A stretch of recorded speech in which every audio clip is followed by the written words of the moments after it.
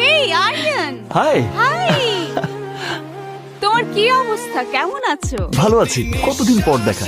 এসো আমার গার্লফ্রেন্ডের সাথে পরিচয় করায় দিই।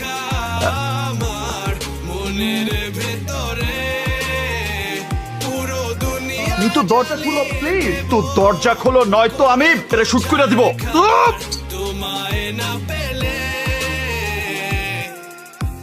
আমি জানতাম আমি ভয় না দেখাইলে তুমি দরজা খুলবা না।